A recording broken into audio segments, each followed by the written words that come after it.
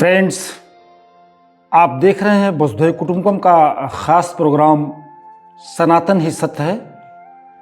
मैं हूं सुल्तान समद, भूतपूर्व IAS। नमस्कार, आदाब।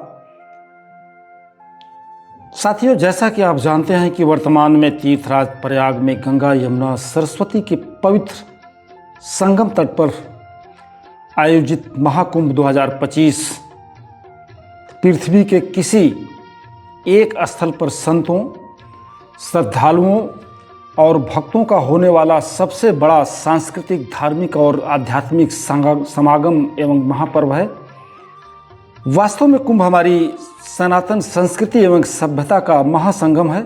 यह देश की एकता, अखंडता, मानव कल्याण, सामाजिक समरसता, मेल मिलाप, भाईचारा, आपसी सौहार्द, आत्म जागृति एवं आत्म मंथन का प्रतीक है। कुंभ प्रकृति और मानवता का संगम है, ऊर्जा का स्रोत है और आध्यात्मिकता एवं धर्म का अनंत प्रवाह है। कुंभ मानव जाति को पाप पूर्ण, धर्म अधर्म, प्रकाश और अंधकार का एहसास कराता है। साथ ही साथ इस पर्व पर स्नान करने से मानव अपने समस्त पापों से मुक्त होकर मोक्ष की तरफ अग्रसर होता है, ऐसी हमारी आस्था और विश्वास है। कुंभ पर्व के दौरान भारत सहित संपूर्ण विश्व के लोग संगम तट पर आकर न सिर्फ मोक्षदायिनी पवित्र गंगा नदी में स्नान करते हैं, पूजा अर्चना करते हैं, संतों के प्रवचन सुनते हैं, प्रसाद ग्रहण करते हैं, सांस्कृतिक, धार्मिक और आध्यात्मिक ज्ञान प्राप्त करते हैं, बल्कि समाज और देश की एकता, अखंडता एवं सनातन धर्म की रक्षा के लिए गहन विचार विमर्श एवं मंत्रणा करते हुए राष्ट्र, समाज और जीवन को सुंदर बनाने संबंधी महामंत्र के साथ अपने घरों को वापस जाते हैं। फ्रेंड्स, धार्मिक एवं आध्यात्मिक संगम की यह परंपरा भारत में वैदिक काल से चली आ रही है। जब हमारे ऋषि और मुनि किसी नदी के किनारे जमा होकर धार्मिक, दार्शनिक और आध्यात्मिक रहस्यों पर गहन विचार विमर्श एवं मंत्रणा किया करते थे, यह परंपरा आज भी ज्यों की त्यों कायम है। साथियों, आइए हम जानते हैं कि कुंभ का मतलब क्या होता है, इसका आयोजन क्यों, कहाँ और कब से किया जाता है। दोस्तों, कुंभ का शाब्दिक अर्थ कलश है। इस कलश का सनातन धर्म एवं संस्कृति में एक विशेष महत्वपूर्ण स्थान है। इसे बेहद शुभ माना गया है। कलश के मुख को विष्णु, गर्दन को रुद्र, आधार को ब्रह्मा, बीच के भाग को समस्त देवियों और अंदर के जल को संपूर्ण सागर का प्रतीक माना जाता है। यह चारों वेदों का संगम है। इस तरह कुंभ का अर्थ अपने आप में पूर्णतः जस्टिफाइड है। आइए अब हम देखते हैं कि भारतवर्ष में कुंभ का आयोजन किन किन स्थलों पर किया जाता है। साथियों, भारतवर्ष में समय समय पर निम्नलिखित 4 स्थानों पर कुंभ पर्व का आयोजन किया जाता है। हरिद्वार, प्रयागराज, नासिक और उज्जैन में है।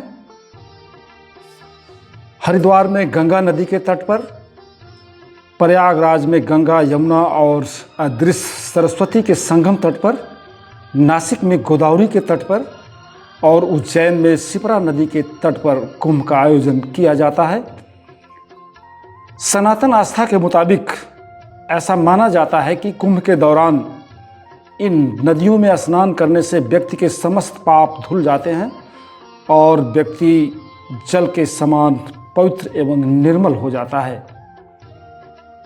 भारतीय ज्योतिष के अनुसार कुंभ के आयोजन में 9 ग्रहों में से सूर्य, चंद्र, गुरु और शनि की विशेष भूमिका महत्वपूर्ण मानी जाती है। इसीलिए इन ग्रहों की विशेष स्थिति में ही कुंभ का आयोजन होता है। ज्योतिष नियमों के मुताबिक प्रयागराज में कुंभ का आयोजन तब किया जाता है जब माघ और अमावस्या के दिन सूर्य और चंद्रमा मकर राशि में होते हैं और गुरु मेष राशि में होता है। इसी तरह का संयोग होने के कारण फरवरी वर्ष 2025 में प्रयागराज में महाकुंभ का आयोजन किया गया है। साथियों, उपरोक्त चारों कुंभों में प्रयागराज में आयोजित कुंभ को सबसे अधिक महत्वपूर्ण माना जाता है। हकीकत में प्रयाग और कुंभ एक दूसरे के पर्यायवाची माने जाते हैं।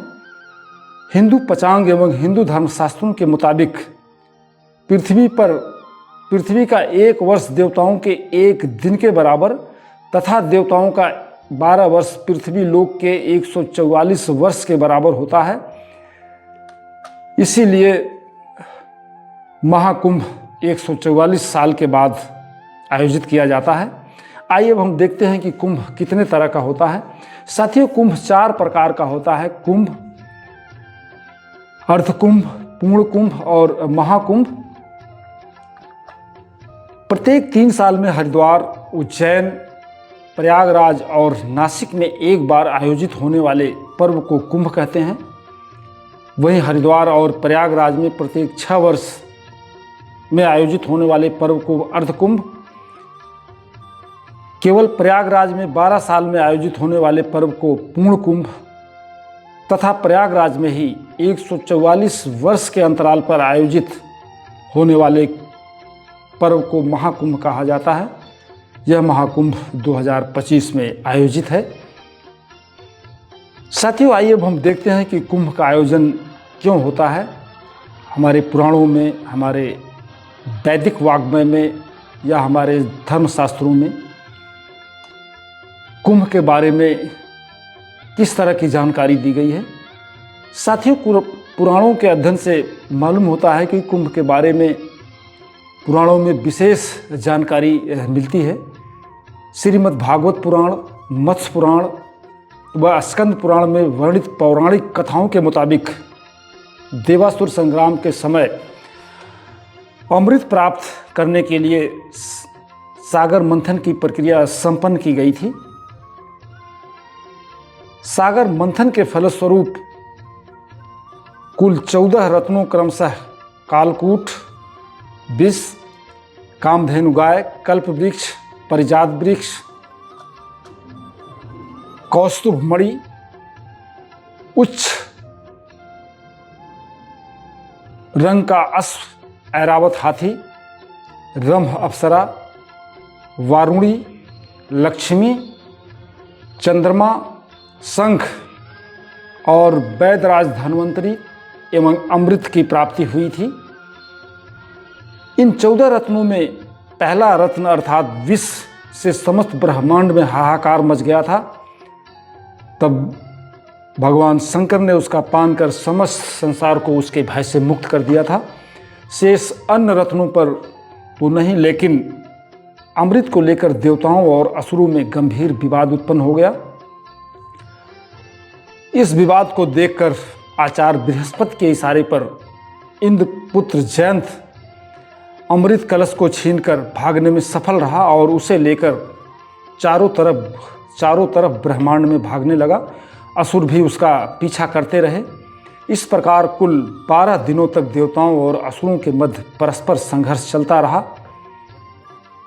इसी संघर्ष के दौरान ही देवलोक के 8 स्थानों पर और भूलोक के यानी पृथ्वी के 4 स्थानों, जिसमें हरिद्वार, प्रयाग, उज्जैन और नासिक शामिल हैं, में अमृत की कुछ बूंदें छलक कर गिर पड़ी थीं।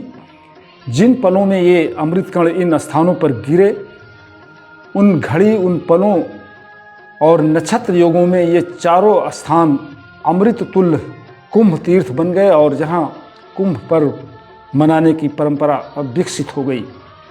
संभवतः इसी अमृत कलश के नाम से इस पर्व का नामकरण कुंभ किया गया होगा, जिसका मतलब कलश होता है। साथियों, हमारी खगोल शास्त्रीय मान्यताओं के मुताबिक यह तो पूर्ण रूप से स्पष्ट है कि अमृत की बूंदें गिरने के कारण ही उक्त चारों स्थानों पर कुंभ पर्व मनाए जाने की परंपरा विकसित हुई होगी।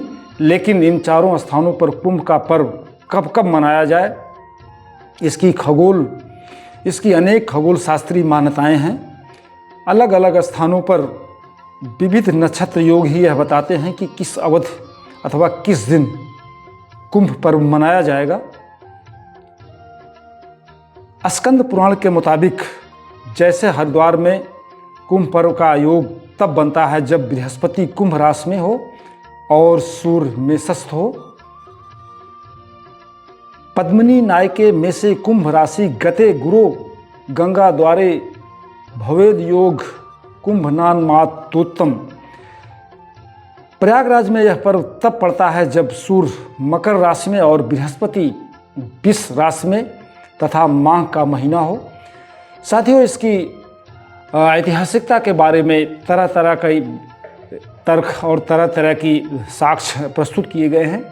आइए अब हम देखते हैं कि कुंभ पर्व का इतिहास कितना पुराना है, इसकी शुरुआत कब की गई। कहा जाता है कि कुंभ पर्व का आयोजन वैदिक काल से किया जाता रहा है। कुछ धर्मशास्त्री गुप्त युग से इसकी शुरुआत मानते हैं। कुंभ पर्व के आयोजन किए जाने का सबसे महत्वपूर्ण ऐतिहासिक स्रोत चीनी यात्री वेनसांग का यात्रा वृत्तांत यानी उसकी जीवनी है। वेनसांग की जीवनी के मुताबिक वर्धन साम्राज्य के यशस्वी सम्राट हर्षवर्धन के समय वेनसांग अपने भारत भ्रमण के दौरान 634 एडी में प्रयाग आया था।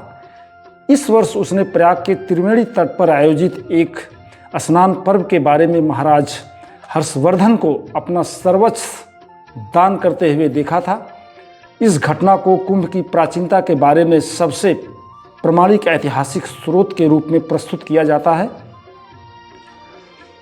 हर्षवर्धन सन 606 ईस्वी में कन्नौज के सिंहासन पर विराजमान हुआ था। इस घटना का वेनसांग ने अपनी जीवनी में विस्तृत रूप से उल्लेख किया है।